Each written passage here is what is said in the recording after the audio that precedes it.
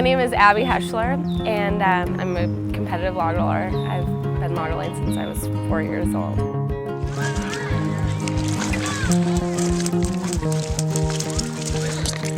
People are always really surprised to find out that I'm a log roller. And I think when people see the sport and they actually pay attention to it and try it, they realize that it's actually a very intensely athletic sport that requires a lot of agility and balance and footwork and core strength.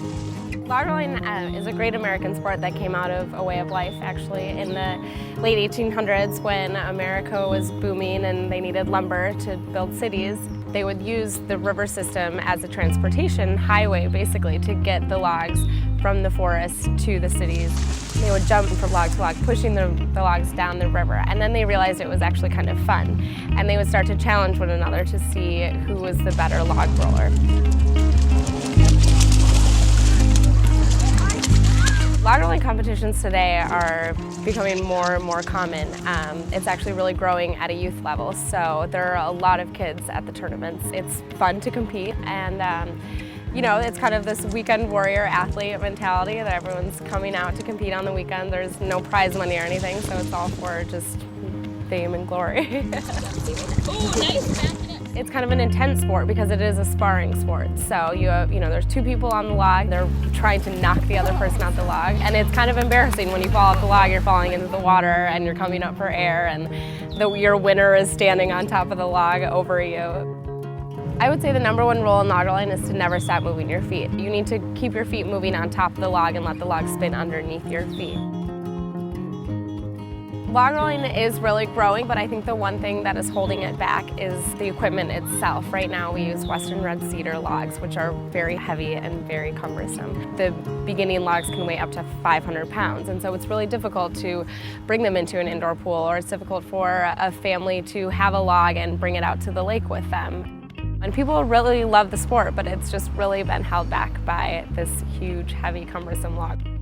I think what will really help the sport grow is to create a synthetic log that's lighter and more portable, and that's what I've been working on.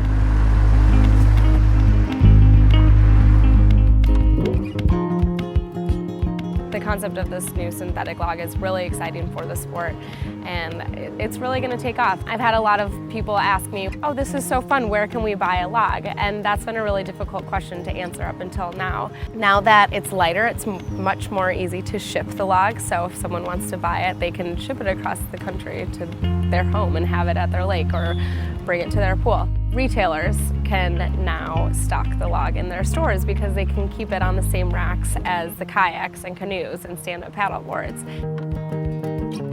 I think with this synthetic log, it's really going to propel the sport forward into a variety of directions. A really important one being just using log rolling as a fun recreational activity and fitness tool.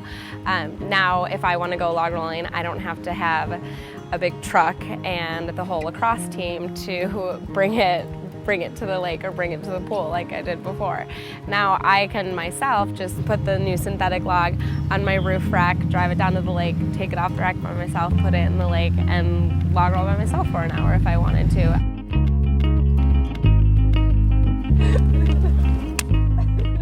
I think this synthetic log is going to take a 100-year-old American sport and completely revolutionize it.